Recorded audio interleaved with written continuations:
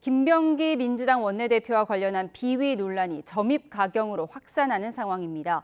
국민의힘 당대표 당선을 대가로 김건희 씨에게 고가의 가방을 선물한 혐의를 받는 김기현 의원 부부는 재판에 넘겨졌습니다. 김만흠 전 국회 입법조사처장, 조청래 전 여의도연구원 부원장과 함께 짚어보겠습니다. 어서 오세요.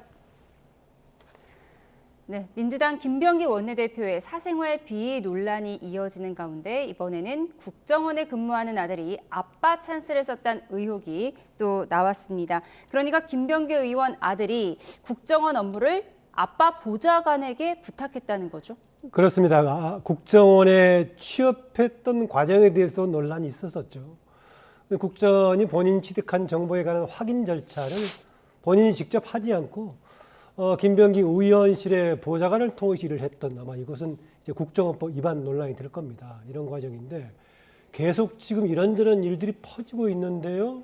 아직까지도 김병기 의원 본인은 그렇게 심각한 대처를 하지 않고 있습니다. 일부 송구하다, 돈 관련 부분은 반환하겠다, 이런 정도고 나머지는 지금 보좌관이라든가 비서실에서 나갔던 사람들이 본인의 반발을 가지고 왜곡시키고 있다. 이러면 메신저들을 공격하고 있는 상황입니다. 조만간 당에서 조치가 불가피해 보입니다. 현재까지는 심각하게 보고 있다, 지켜보고 있다 수준인데 저는 이번 주말 바로 거치고 나서 조치하지 않으면 안 된다고 봅니다. 우선 일단 가장 큰 게 원내대표인데 원내대표 부분은 당 지도부인 당대표가 조치할 수 있는 사항은 아닙니다. 네. 국회의원들 본인들이 조치할 것이고요. 그동안 보면 이런 상황 정도 되면은 본인이 직접 그 자리에서 나왔는데 만약 그 단계까지 갈지는 모르겠습니다. 그리고 당 내부에서 아마 조사 간다면은 원내대표 문제가 아니라 더 나아가서 국회의원직 관련한 징계 논란에 접어드는 단계가 되지 않을까, 그렇게 봅니다. 예, 거취 표명을 할지 그 부분 잠시 뒤에 좀 더 지켜보기로 하고요. 의혹을 좀 더 살펴보면요. 그러니까 성인이 된 아들이 일반 직장의 일을 아빠 보좌진에게 부탁해도 이상한데 이게 국정원 업무잖아요. 상당히 기밀을 요하는 것일 텐데 이 부분이 더 논란이 되는 것 같아요. 그러니까 이게 이제 아까 국정원법 위반 여지가 있다는 말씀을 하셨는데, 아니 뭐 이게 의혹이 백화점입니다. 뭐 병원 진료 관련, 무슨 호텔 특혜, 그다음에 뭐 심지어는 아들 예비군 훈련을 연기 지시한 것까지 어제 오늘 나왔잖아요. 근데 이번에 이걸 보면 우선 좀 특이합니다. 이게 지금 눈덩이처럼 계속 폭로가 이어지고 있고요. 한 개도 부담하기 힘들 텐데 지금 나온 것만 7, 8개가 넘거든요. 네. 거기다가 지금 친여 성향의 매체들이 앞장서고 있습니다. 특정 언론이 앞장서서 공개 보도를 하고 있는 상황이어서 이게 다른 의혹 관련 논란하고 조금 다른 양상으로 가고 있기도 하고요. 네. 그럼에도 불구하고 김병기 원내대표는 공식 사과 한마디 없이 SNS 사과 뭐 비슷하게 하고, 그다음에 그 논란이 되는 내용에 대한 해석보다는 누가 공개를 했나, 보좌진의 무슨 악의적인 뭐 공격 이런 걸로 가지고 덮고 있는데요. 네. 제가 볼 때는 민주당이 지금 위기 관리 기능이 완전히 작동하지 않는 모습을 보여주고 있고요. 의원들의 책임감이나 도덕 불감증도 심하다. 이 정도면 여권 전체가 지금 위기 상황인데 아직까지 이 조치를, 아무런 조치를 못하고 있는 게 좀 의아하다, 이렇게 보입니다. 예, 그러니까 소위 말하는 김병기 원내대표의 갑질 자체보다는 김병기 원내대표는 지금 자신을 폭로한 보좌진들을 공격하고 있다. 지금 이 부분을 짚어주셨는데 보좌진끼리의 텔레그램방이 공개가 됐잖아요. 네. 그러니까 부적절한 대화를 하는 보좌진들이 마치 선인의 행세를 하고 있다, 이런 주장인 건데 그 텔레그램방이 공개된 과정에서 김병기 원내대표의 아내가 뭐 막내 보좌진의 아이들을 도용했다. 물론 그 보좌진 측의 주장입니다. 이런 얘기도 나와요. 통비법 위반 등등 논란이 계속되고 있는 상황이죠. 우선 이런 논란을 만드는 것 자체가 국회의원 더구나 원내대표 정도가 있을 수 없는 일이죠. 아다시피 우리가 보통 이전에 보면 국회의원들이 어느 갑질 행위 하나만 가지고 문제가 크게 됐었는데 지금 계속 번지고 있어요. 아까 지금 아들의 국정원법 위반 논란 문제도 나왔지만은 지난해 문제가 제기됐다가 혐의 없는 걸로 처리가 됐었던 동작구 구의회의 업무 추진비 법화 사용 문제도 예. 다시 특정 언론이 추가 녹취를 지금 녹취를 제기해가지고 공개했죠. 계속 번지고 있는 이런 상황이에요. 그래서 지금 아까 우리 조 부원장은 민주당의 지금 위기관리 문제를 제기했는데 저는 이번 주말 바로 끝나가면서 원내 대표단 차원이든 아니면은 당 전체 차원이든 간에 조치가 될 수밖에 없는 상황이다 그렇게 봅니다. 예. 그런데 국민의힘 반응을 좀 눈여겨볼 필요가 있습니다. 물론 오늘은 김병기 원내대표 의원직 사퇴해야 된다 이런 주장이 나왔지만 어제까지만 해도 장동혁 대표가 상대 당의 내부 분열이다. 상대방 내부 분열 헤게모니 싸움을 잘 파악하지 못한다. 이런 취지로 말을 했거든요. 그러니까 일반적으로 볼 때는 민주당이나 대통령실을 포함한 여권 전체의 헤게모니 싸움 양상인 것은 맞습니다. 예를 들면 정청래 그 대표와 그다음에 친명계들 사이의 불협화음, 그리고 만약에 김병기 대표 원내대표가 직을 그만두고 나면 원내대표 선출을 새로 해야 되는데 그게 친명과 친청 간의 갈등으로 또 비화할 수 있고 해서 내부 분열, 내부 갈등, 불협화음인 것은 맞는데요. 이게 지금 나오는 의혹들이 다 국민들의 정서를 정면으로 거스르고 있는 거거든요. 아마 장동혁 대표가 얘기했던 시점까지는 아마도 민주당이 자체적으로 정화하고 정리할 거라고 예측을 했는데 예. 일주일이 넘는 시간 동안 지금 민주당이 아무것도 안 하고 있습니다. 네. 그리고 대통령실은 당의 문제니까 언급을 할 수가 없고요. 그러니까 원내대표 문제니까 거치를 대표가 어떻게 할 수 없는 건 맞습니다. 그러나 최소한 윤리심판원에서 차원의 조사를 명할 수는 있는 것이고요. 한데 예전에도 보면 문진석 원내 운영 수석 부대표가 인사청탁 논란 김남국 비서관한테 해가지고 문제가 됐을 때도 정청래 대표가 이거를 윤리심판원에다가 조사를 명하지 않았거든요. 예. 그래서 아마도 보니까 원내 대표부를 정청래 대표 측에서는 친명계로 분류하고 있는 거 아닌가라는 생각이 듭니다. 예. 곧 폭발할 거라고 봅니다. 친명계와 친청계 갈등이 폭발한 것이다. 이런 해석에 대해서는 어떻게 보십니까? 또 그런 이른바 조직이라든가 계보의 갈등으로 보자면은 본인 책임 문제를 조금 희석시킬 그런 소진이 있습니다. 그런 갈등이 없으면은 별 문제가 안 될 것인데 지금 뭐 권력 투쟁 차원에서 문제가 제기된 것처럼 될 소지가 있어서 저는 있는 상황 그대로 봐야 된다라는 겁니다. 물론 이게 불거지지 않았으면은 다른 국회의원 일반들도 특권을 가지고 이런 조금 행위를 했을 소지가 있는 것인데 예. 이런 문제가 불거지면서 7, 8개가 같이 커지는 그런 측면이 예. 있을 겁니다. 그래서 저는 이게 뭐 당 내부의 권력 투쟁 관점에서 보는 관점보다는 이거 자체를 처리하는 것이 주목해야 된다. 아까 오히려 친여 성향의 매체들이 상당히 강하게 비판적으로 지적한다라고 했었는데요. 예. 그 부분은 김병기 원내대표의 경우에는 이대로 끌고 가면은 당과 여권 전체 도움이 안 된다는 판단 하나고 그렇죠. 또 이것을 처리한다 하더라도 당 전체에는 그렇게 큰 훼손이 안 된다. 한 개인에 대한 처리다. 그렇게 보는 경향이 강한 것 같습니다. 만약에 계보라든가 특정 싸움이라면은 어떤 하나 쪽에 상처받으면은 당 전체 조직에 큰 역학 변동이 있을 법한데 김병기 원내대표는 좀 그런 배경이 있는 조직이 아니기 때문에요. 더구나 민주당의 역사로 봤을 때는 조금 경로가 좀 특이한 케이스죠. 과거에 운동결 계열이라든가 오랜 민주당에 있다든가 그런 쪽도 아니고 국정원에서 고위직하다가 넘어와 정치인이 된 그런 케이스였습니다. 사실은 지난번에 원내대표로 됐을 때도 민주당 역사로 봤을 때 좀 특이한 사람이 민주당을 대표하는 원내대표가 됐다. 그런 해석도 있었습니다.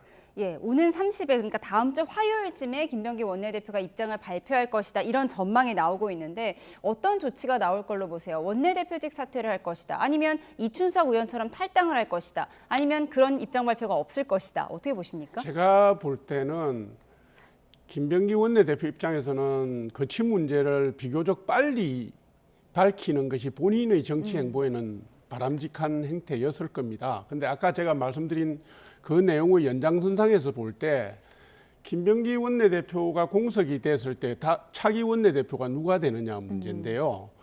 지금 친명계 쪽에서 마땅한 인물을 특정을 못하고 있는 것 아닌가라는 느낌이 저는 들어요.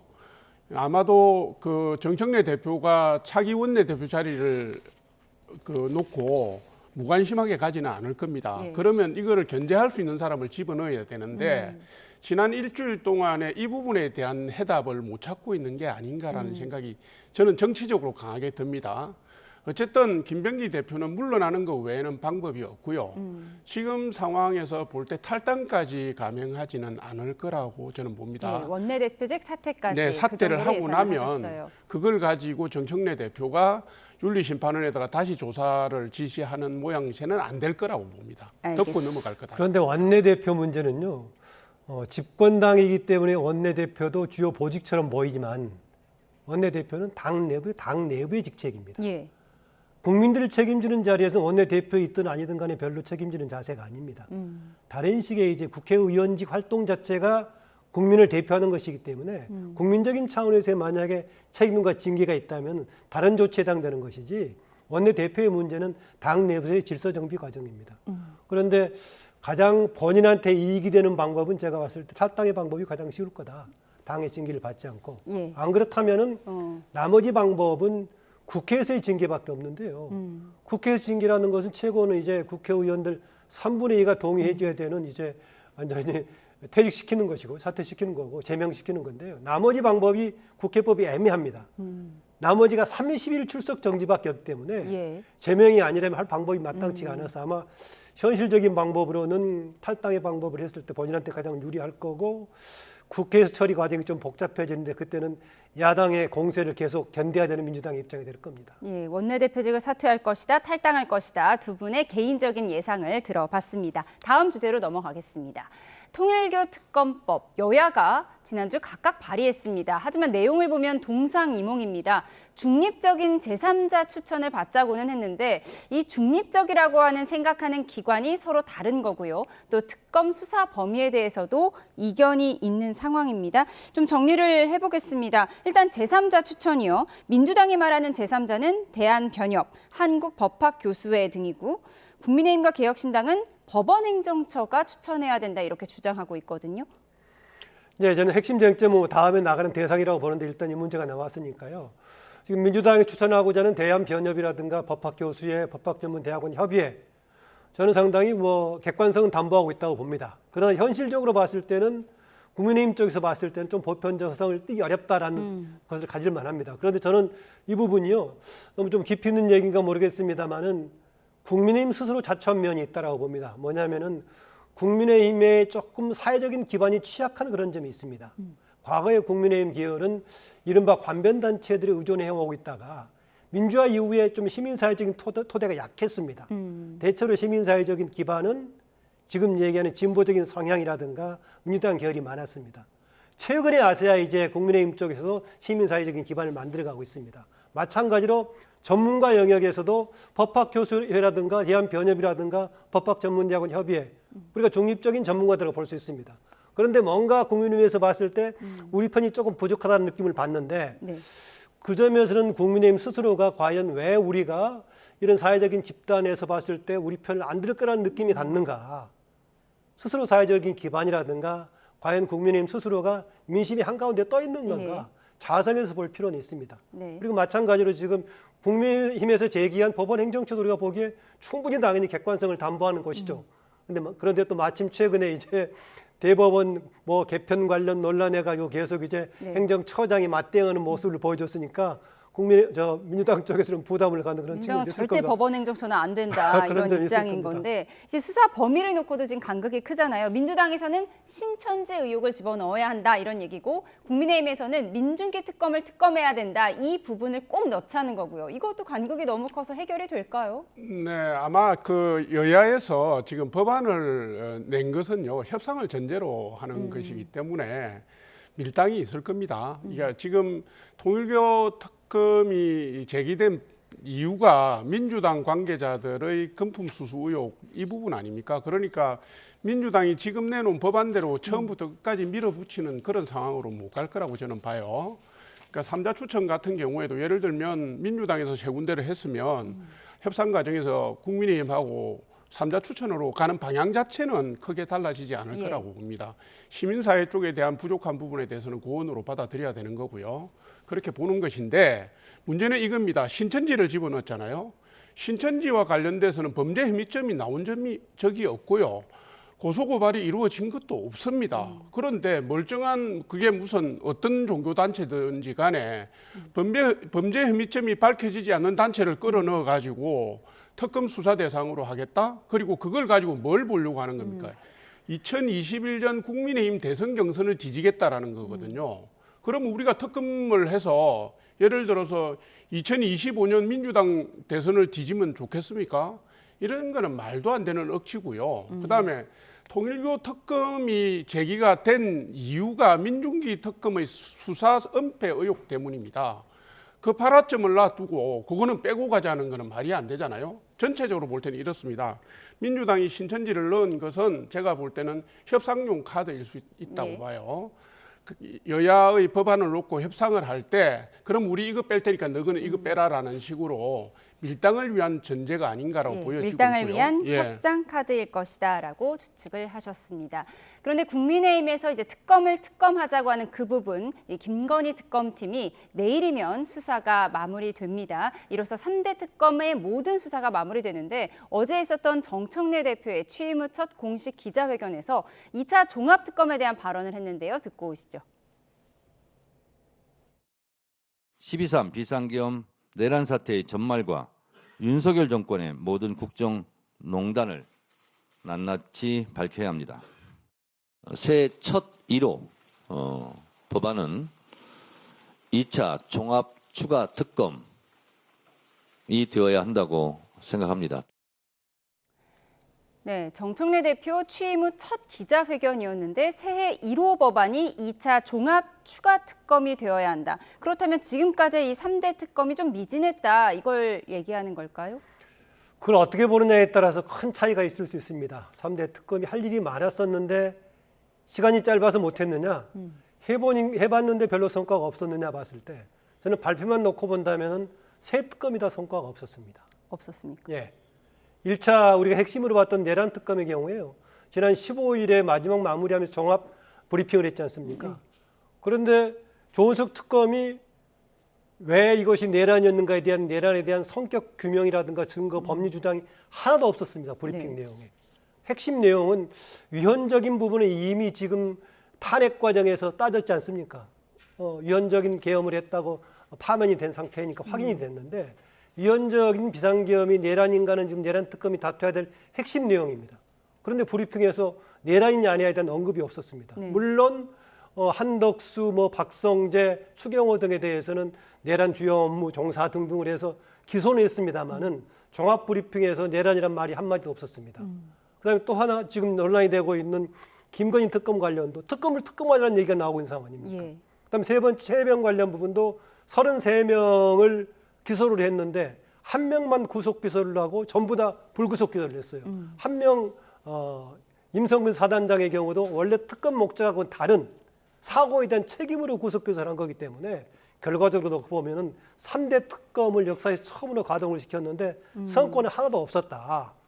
그런 점을 인지한 상태에서 사는 것인지 하려고 했는데 시간이 부족해서 한다고 하기에는 좀 현실적으로 봤을 때 명분이 떨어집니다. 예, 3대 특검 모두 미진한 부분이 있었다라고 지적을 하시면서 김건희 특검에 잡음이 좀 있었다. 이 부분도 지적을 하셨는데 김건희 특검이 수사 종료 하루 앞둔 오늘 김기현 전 대표의 아내를 재소환하더니 오늘 부부를 동시에 기소했어요. 그러니까 마지막 기소가 되는 거겠죠? 네. 근데 청탁금지법 위반인데요. 청탁금지법 위반은 직무연관성이 입증이 돼야 됩니다. 그런데 오늘 특검이 기소를 하면서 직무연관성에 대한 부분을 입증을 못했습니다. 나열도 못했고 말하자면 선거 지원을 받았다는 것인데 선거 지원을 어떤 식으로 누구에게 왜 받았는지 내용이 하나도 없어요. 근데 직무연관성을 입증을 못했는데 청탁금지법 위반으로 지금 기소를 했어요. 그리고 지금 청탁금지법 상으로는 공직자의 직무와 관련해서 공직자의 배우자에게 금품을 제공하는 행위를 단속하고 있는데 이것은 뭐냐 하면 김건희 여사도 윤석열 전 대통령에게 선물을 받은 걸 고지를 하고 그 직무 연관성이 연결이 돼야 되는데 대통령이라든가 전 대통령이라든가 전 영부인을 입증을 못했어요. 기소도 못했습니다. 네. 그러면 이게 무슨 범죄 혐의 된 기소입니까? 보여주기식이거든요. 끝까지 민주당 대통령실의 하명기관으로서의 특검의 위상을 쪼그라뜨리는 역할을 했다 이렇게 봅니다. 예, 김건희 특검 얘기를 해봤고요. 그런가 하면 조은석 내란 특검팀이 어제 윤석열 전 대통령의 체포방해 등 혐의로 대해서 총 징역 10년을 구형했습니다. 그러니까 핵심 혐의인 내란 혐의는 빼고 나머지 혐의에 대해서 징역 10년을 구형했는데 물론 뭐 선고가 아닌 구형이긴 하지만 어느 정도 형량으로 보십니까? 예, 뭐 내라는 단 직연 판사 쪽에서 하고 있는 거니까는요. 지금 뭐 3개 이상의 혐의를 합해서 된 거 아니겠습니까? 그런데요, 뭐 이 부분은 중간에 국무회의 같은 경우에는 내란 부분하고 좀 연관성이 있긴 합니다. 내란으로 본다면 그 과정에서 의도적으로 뭔가 피하려고 했던 그런 과정이 적용되는 것이기 때문에 그 부분이 일정하게 뭔가 그 내란 관련 재판이 진행된 이후에 보자고 했던 윤석열 전 대통령 측의 입장이 일리 있게 보이긴 한데 나머지 부분은 나머지 여러 가지가 섞여 있기 때문에요. 어느 항목에 대해서 적용되느냐에 따라서 이후에 최종적으로는 결과가 달라질 겁니다. 5년, 3년, 2년 더 해가지고 신문된 거 아니겠습니까? 그래서 각 부분별로 차이가 있기도 하겠지만은 어느 부분에 대해서 얼마나 인정되느냐. 예컨대 국무회의의 성격을 어떻게 보느냐에 따라서 죄가 될 수도 있고 안 될 수도 있고 다양하기 때문에요. 각 영역별로 좀 다양한 논점이 있을 거라고 봅니다. 예. 그런데 윤석열 전 대통령이 A4 용지의 최후 진술을 준비해 와서 59분 동안 거의 1시간 가까이 읽어 나갔다고 합니다. 그 내용을 보면 비상계엄 선포는 거대 야당 탓이었다 이런 얘기를 하면서 특검의 공소장의 코미디 같았다 이렇게 얘기를 했습니다. 이 부분에 대해서 좀 비판도 나오고 있거든요. 당연하죠. 그 처음부터 그 계엄 선포는 대통령의 비상대권에 속한다라는 얘기를 했고요. 계엄이 곧 내란은 아니다. 바로 계엄을 해제했다고 얘기를 했고 그리고 그에 따른 국허문란 행위가 없었기 때문에 이게 범죄 혐의가 구성되지 않는다는 게 윤석열 전 대통령의 그 일관된 주장이에요. 그리고 방어권 차원에서 그 말씀을 하신 거고요. 특검이 이번에 10년 구형한 걸 들여다보면 이런 게 나옵니다. 무슨 체포방해라는 표현 나오잖아요. 당시에 윤석열 전 대통령은 현직 대통령이기 때문에 경호권 발동을 할 수 있는 처지입니다. 그리고 지금 아까 우리 처장님 말씀하셨는데 국무회의의 심의 의결권을 그 침해했다고 하는데 국무회의는 의결기관이 아닙니다. 국무회의는 심의를 하게 돼 있고요. 의결을 하더라도 대통령이 거기에 대해서 그거를 받아들이지 않을 수 있는 권한도 있기 때문에 전제가 잘못된 겁니다. 그래서 잘못된 전제를 가지고 5년, 3년, 2년을 때렸는데 검찰 구형이기 때문에 법 선고 형량에서 그렇게 나오지는 않겠죠. 대폭 깎이거나 아니면 유무죄를 다투는 상황으로 갈 겁니다. 예, 그 체포 방해 혐의에 대해서 윤석열 전 대통령이 어제 이렇게 얘기했다고 합니다. 제가 무슨 경호처를 사유화했다고 얘기하는데 사실 두 번째 집행할 때는 다들 도망갔습니다. 용산에서 오지 않은 사람들도 있었습니다. 이렇게 얘기를 했다고 해요. 글쎄 두 번째는 본인의 통제력이 미치지 않았다 그런 얘기하고 있는 것 같은데요. 이것은 더구나 일반적인 공무집행 방해도 아닌 특수공무집행 방해까지 지금 가중이 돼 있는 상황인데요. 조 본장 얘기했다시피 과연 이게 합당한 범위 내에서 경호권을 발동한 것이냐 사유화시켜서 위법한 것이냐 이걸 중요하게 한번 따질 사항이 될 거라고 봅니다. 다만 똑같은 상황을 두고도 아직까지도 야당 때문에 계엄했다라고 주장하는 것은 본인의 다른 주장도 조금 무력화시키는 그런 주장이어서 윤석열 전 대통령 상황이 좀 상황인식은 지금도 좀 문제가 있어 보입니다. 예, 그런가 하면 재판부를 향해서는 몸을 낮추고 선처를 호소했는데 또 이런 내용이 있습니다. 정치 상황이 이런데 제가 구속 만기라고 집으로 돌아가겠다는 생각은 하지 않고 있습니다. 내 아내도 구속돼 있고 내가 집에 가서 뭐 하겠습니까? 라고 말을 했다고 합니다. 이거는 그냥 하소연인가요? 이게 이제 민주당에서 경기를 일으키는 게 윤석열 전 대통령이 석방 구속이 정지되거나 해서 나오는 상황이잖아요. 그러니까 윤석열 전 대통령 입장에서는 방어권의 행사가 구속 정지를 노린 거는 아니다. 나는 내 법에 따라서 유무죄의 취지를 다투는 것이고 방어권 행사를 하는 것이다는 얘기고요. 석방이 되니 안 되니 거기에 대해서는 내가 신경을 쓰지 않고 있다라는 당연한 말씀을 하신 거예요. 근데 아마 재판부에 대한 예의를 갖추는 차원에서 그 말씀을 하신 게 아닌가 싶네요. 지난번 16일 선고를 앞두고 1월 18일이면 이제 석방해줄 수밖에 없는 상황이 되니까 그걸 늦추려고 지금 내란 재판 먼저 하자라고 시간을 끈다는 얘기가 나오니까 본인은 그런 취지가 아니다라는 얘기하고 있습니다. 그래서 물론 두 가지를 같이 겨냥할 수도 있겠죠. 나중에 조금 내란 재판 보고가 자리했을 경우 연관성 속에서 뭔가 기대하는 바가 본인 마음속에 있을 수도 있겠고 혹시 또 16일 이후에 하게 되면 18일경에 본인이 구속 만기가 지나 석방될 기회를 노리는 이중 전략인데 적어도 본인이 그냥 나가는 데만 목적을 두고 있지 않다라고 이런 항변 같습니다. 예, 어제 10년 구형이 있었던 체포 방해 등 혐의에 대한 선고는 내년 1월 16일에 있을 예정입니다. 지켜보기로 하고요. 마지막 주제 살펴보겠습니다. 지난 2020년 9월 서해에서 공무원이 북한군에 피격된 사건을 은폐하려던 혐의로 기소된 서훈 전 청와대 국가안보실장과 박지원 전 국가정보원장이 1심에서 무죄를 선고받았습니다. 목소리 듣고 오시죠. 재판부가 있는 그대로 실체적 진실을 잘 이렇게 판단을 해 주셨다고 봅니다. 초등학교 정도의 수준의 그 낭독문이었어요.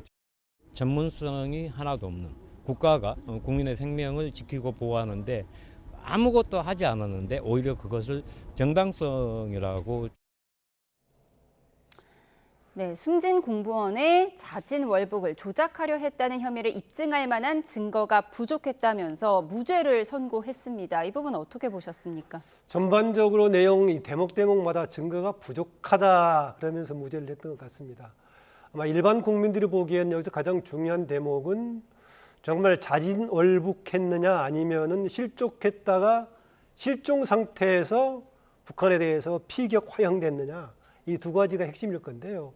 이런 부분이 명쾌하지는 않습니다. 그러니까는 지금 아까 이거를 월북을 뭔가 그걸 만들려고 했던 것에 대한 증거가 부족하다는 거 아니겠습니까? 그럼 반대로 실종했다고 주장하는 것에 대해 반박할 증거도 부족하다는 거 똑같이 같이 나올 수가 있는데 둘 다 증거가 부족하다고 나갔어요. 그래서 만약에 저는 이후의 재판 과정이 좀 다툼의 여지가 있어 보인다는 겁니다. 대체로 무죄 받는 박지원 의원 등은 이런 얘기를 하고 있습니다. 윤석열 전 대통령 정권에서 본인들이 이제 공격에 빠뜨리려고 했던 것이라는 건데 역사적인 경험으로 보자면 유신 시대라는 것 독재 시대의 경우에는 조작의 상대방을 뭐했지만은 민주화 이후에는 대체로 본인들이 권력을 가지고 은폐시키는 역할을 했지만은 상대방까지 공격에 빠뜨리는 그런 조작했는가는 제가 잘 모르겠습니다. 다퉈볼 여지가 있다는 보고요. 또 하나는 이게 희한하게 지금 주목을 받고 있는 직위원 판사가 또 이 재판을 맡았단 말이에요. 내란 재판에서. 직위원 판사는 심지어는 지금 탄핵 대상이니 심지어는 내란 동조 범인까지 논란이 여권에서 하고 있는데 그 재판을 담당하고 있는 사람이 판사가 이 부분까지도 했는데 이번에 굉장히 소극적으로 판단을 했는데 일반적인 상상으로는 이게 이후에 내란 재판에서의 판단과 혹시 어떤 연관성이 있나 이런 추측을 상당히 해볼 수도 있는 희한하게 하여튼 최근에 주목받는 재판부가 동일한 재판부에서 그렇습니다. 어쨌든 간에 직위원 판사는 여권에서 굉장히 불만을 가지고 심지어 탄핵 대상으로까지 삼자고 했던 쪽인데 오히려 지금 이쪽에 이번에 판결은 좀 여권에서 기대한 대로 판결이 나와서 사람들이 두 개 연관지어 상당히 생각을 해볼 그런 사안이 같아 보이기도 합니다. 예, 박지원 전 국가정보원장은 박지원이 승리했다 이렇게 인터뷰를 했는데 국민의힘은 그동안 우려했던 사법부 흔들기의 결과다 이렇게 얘기를 했더라고요. 글쎄요, 재판관의 그 판시에 대해서 평가는 하고 싶지 않습니다. 다만 좀 내용이 좀 이상하긴 합니다. 이번 재판의 핵심은 서해 공무원 피격 사건의 은폐 정황을 둘러싼 게 핵심 쟁점입니다. 그런데 예를 들면 문재인 정부가 월북 가능성을 언급했던 것도 맞고요. 그다음에 구조할 수 있는 상황이었는데도 구조를 위한 어떤 시도도 하지 않았던 게 사실입니다. 이것은 이번에 직위원 판사가 판시문을 통해서 실종 첩보를 확인한 뒤에도 구조 조치를 취하지 않아서 피격 소각된 것은 잘못됐다라는 걸 이미 명시를 했거든요. 예. 그런데 관련된 내용에 대한 공소사실을 입증할 증거가 부족하다 해서 무죄 선고를 때렸습니다. 그러니까 이게 앞뒤가 좀 안 맞아요. 그러니까 유족 입장에서는 받아들일 수 없고 일반 국민도 납득하기 힘듭니다. 그래서 아까 말씀하신 것처럼 항소심에서 강하게 다투어야 될 부분이고요. 이 부분은 2022년에 감사원이 수사 의뢰를 했던 거고 2021년에 국가인권위원회에서 공권력 남용 사례로 지적이 됐던 사항입니다. 그러니까 2심, 3심 뭐 과정을 통해서 쟁점을 다투어야 되는 문제라고 봅니다. 예. 그러니까 민주당에서는 윤석열 정부의 정치적 숙청에서 박지원이 승리했다 이렇게 얘기를 하고 있고 유족 측은 고인에 대한 인권 침해 판결이다 이런 입장입니다. 추가 주장이 나오면 전해드리도록 하겠습니다. 지금까지 김만음 전 국회 입법조사처장, 조청래 전 여의도 연구원 부원장과 함께했습니다. 고맙습니다.